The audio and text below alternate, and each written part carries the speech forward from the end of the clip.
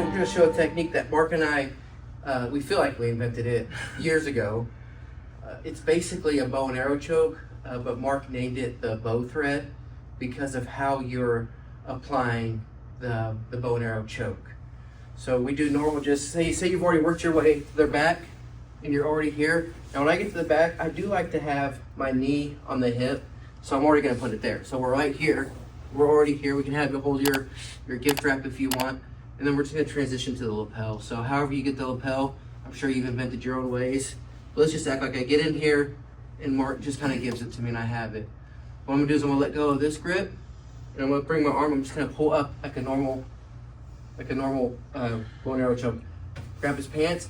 But what I'm gonna do is I'm not gonna sit back and pull Mark onto me. I'm actually gonna put my knee into his rib and I'm gonna pull up like this. So it's up like this. And we're going straight up with it and we're pulling.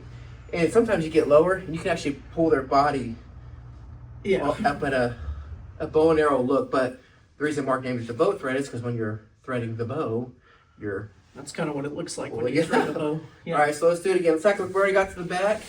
If you like to have both knees, a knee in the back right here and here, that's fine.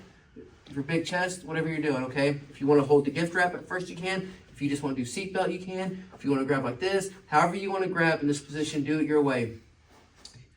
Feet in the lapel, bring it in tight. Like I said, I already like to have my knee up like this. This is where I like to sit with this.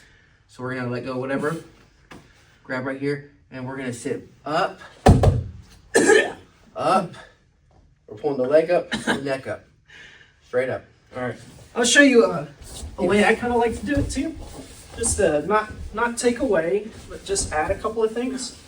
I actually used this this past weekend at Open Mat because it was just easy it was like the easier option for me, I felt like in this.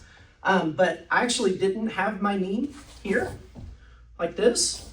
I was behind them, right, on my toes driving in, and I had gotten this, and this was all I had. So I was driving in, I'm on my toes on my left leg, my right toes are activated, I'm driving in. I grabbed this and had these two grips, and what I did was I hopped up like a knee on belly, like you would do a knee on belly, but put my left knee right here.